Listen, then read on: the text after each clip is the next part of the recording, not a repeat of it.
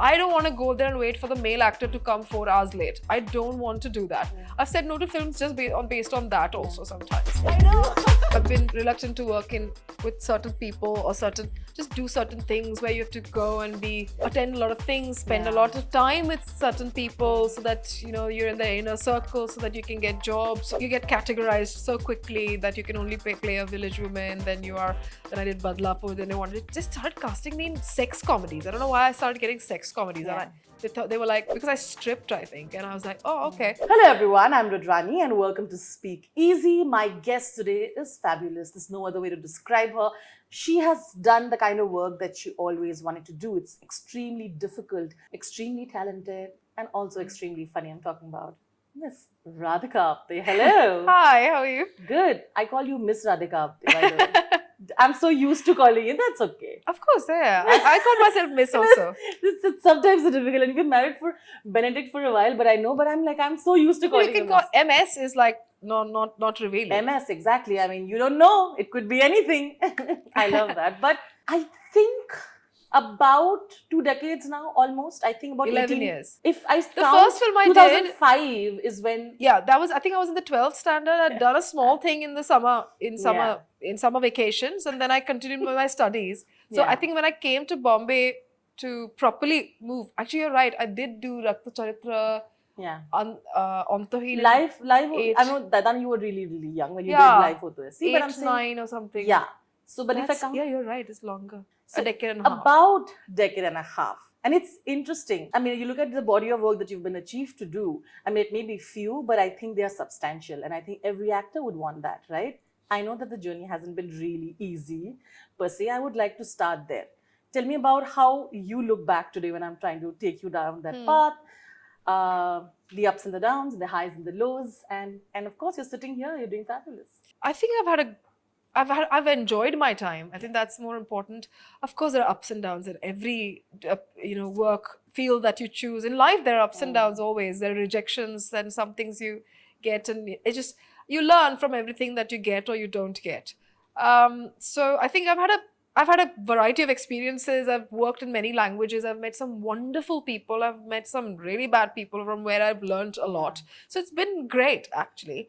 I would have liked to work with some people on a larger, basis, but that probably didn't happen, might happen in the future. But we always want more than what we get. And I think, it's not been very satisfying at all times.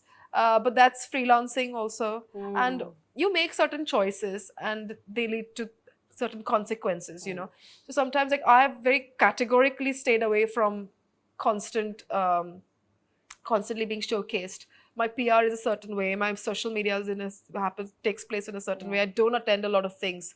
These are conscious choices that I make every day, and they have their own consequences. So sometimes I feel insecure and I have to remind myself that these are choices you've made. And there's a reason why you're doing this. And I have to give myself that pep talk. But it is actually by choice. A lot of it is by choice. And you have put your foot down for that. And it wasn't easy. I think when you talk about the times where I'm sure you had to give in as well and do stuff, roles that you are not happy with. But I think there were moments that you really took control of and said that I will make my narrative be this. I want to know about that. I'm sure, again, like I said, I'm sure it's not easy to do that because, you're taking a stand against people who are powerful. I want to know how that went. And of course, to see the times where that is more acceptable. You have more and more people coming in and saying that this is the way to go. Great films. I mean, sometimes, I don't know, I've been reluctant to work with certain people or just do certain things where you have to go and attend a lot of things, spend a lot of time with certain people so that, you're in the inner circle so that you can get jobs. Or sometimes it's just that some people, but some kind of work which just talks about women or portrays women in a certain way. Women or just in general people and the values that they talk about. Or just certain films where I don't want to go there and wait for the male actor to come 4 hours late. I don't want to do that. I've said no to films just based on that also sometimes. So it's just, at the end of the day, I want to be happy. I want to have a nice life. And that comes above everything else. So it has consequences, but that's fine. And I think it's inspiring. And look at today, right? A lot of people today are saying that, you know what, we need to be treated with respect. I mean, you're an actor, and Yeah. you need to get the same kind of treatment the other person's getting, Yeah. right? I mean, Absolutely, yeah. that's how it should be. You know, we're talking about the kind of diverse roles that you come from. Monica, we come straight to this, completely different characters, of course. And you know, I feel that it's very interesting because you know, when you were doing films that were doing the festival rounds, you know, you were being labeled as art house actor, and it was difficult for them to put you in commercial space. When you started doing commercial, they were like, oh, it's becoming like a sellout, you know. And now you see a film like this where it's got content, where it's massy. And you know, I love the fact that there's a shot of you. I cannot tell you what the sequence is, but it's an interesting sequence where you're really kicking ass, and that is massy. You know what I mean? Like a combination of both. It's so interesting that we've reached here. I would like your comments on this. Yeah, no, you're absolutely right. I think you get categorized so quickly that you can only play a village woman. Then I did Badlapur. Then they just started casting me in sex comedies. I don't know why I started getting sex comedies. Yeah. And they were like, no, because I stripped, I think, and I was like, oh, okay. It's Strange. extremely disturbing because the film was so different. I mean, I was like, how is that led to this? Yeah. But I mean, they constantly do categorize. The people want to have a label. They want to sort of put you in a bracket because it's, I don't know.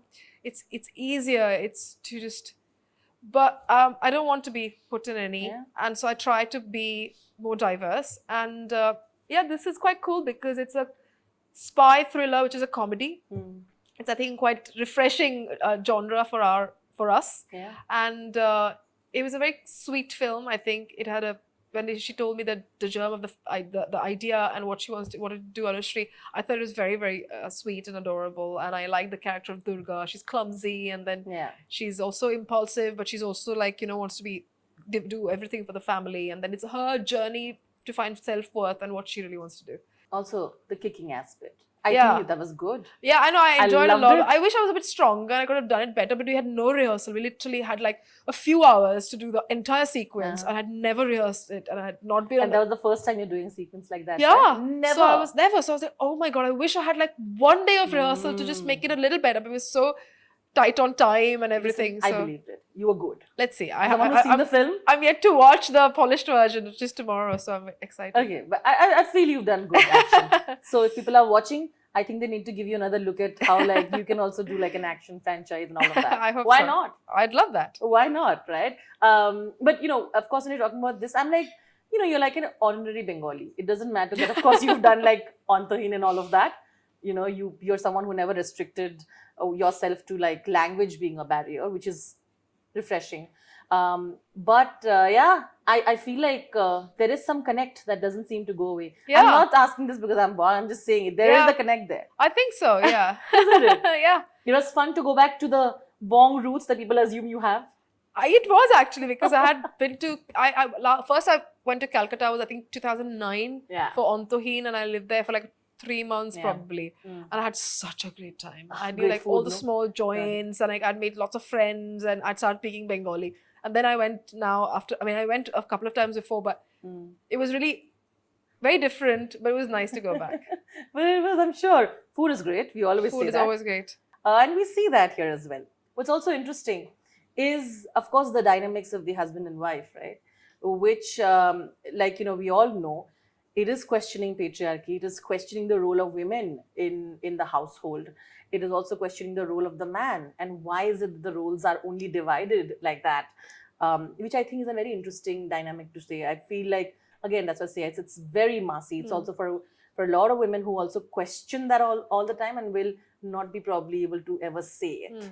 I feel like they will probably get a chance. Yeah, I think so. know? It's very relatable, this film. And I hope that people can see that, because I think it does talk about a lot of women in our country who devote their lives for their families and never get recognition, never get the credit. I always, you know, thought of as, she's just a housewife and that's something inferior. So I think there's a lot to relate to. I want to know, because you obviously, you know, like a lot of us who are privileged, you know, make those choices, and you have that in Benedict. When you play a role like this, it also makes you realize of the choices that you've made, and isn't it? Yeah. Do you sometimes compare with your own personal dynamic that you have, and then you do a role like that? it must be so interesting as an actor to see that. Yeah, I mean, I've seen these dynamics in like many families and many Yeah. friends of mine that, you know, or your parents and relatives, and, you know, but I've always made sure that I will not be with anybody who will not treat Yeah. me equally. So, Like you were saying in the beginning, you have led a life. You chose to be in London. You, like you said, you work like a freelancer, and you don't. I know that there might be moments of anxiousness about why you're missing this out, but how have you been able to do that is something so interesting, and also secure as an actor. Not because I'm sure that hasn't been easy either. yeah, no, I think insecurity is a part of freelance work, and I feel insecure all the time. There's nothing wrong with feeling insecure. It's how you react to it. You know, what you do with it. Jealousy, insecurity are like emotions. They come and go. You know, you can act on it, or you can succumb to it, and you can try and stay away from it. I've been practicing not to succumb to it, and I sometimes fail, like a lot of times fail actually. But I try and do something else that is constructive when I feel insecure.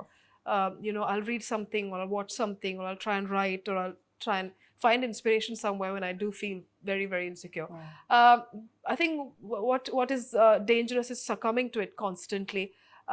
Also, I think we all think that why me, why me? But the thing is, why not you? Like, what is so special about you that it shouldn't happen to you?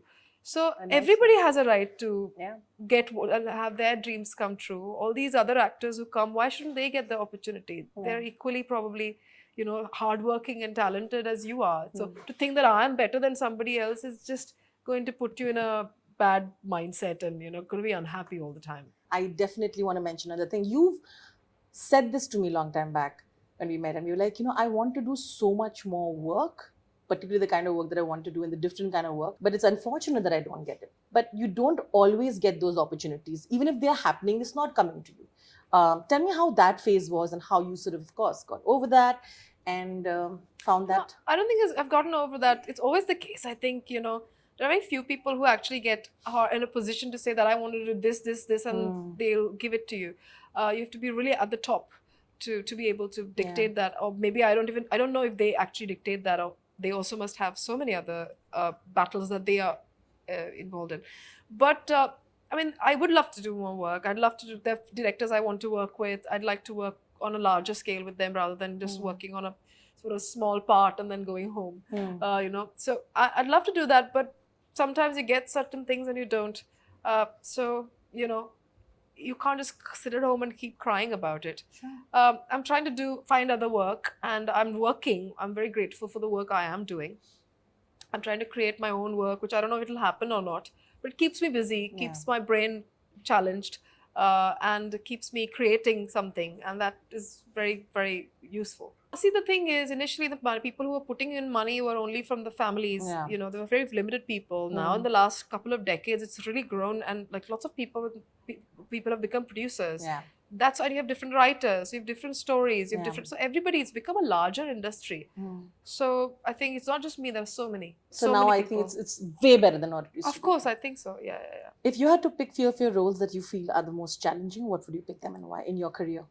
Some of the challenging roles, I think Parched was quite challenging for me. Then Phobia was challenging. I think Monica was challenging because it was such a thin line. I kept thinking that, oh my God, if it goes a little over, then it'll be not so good.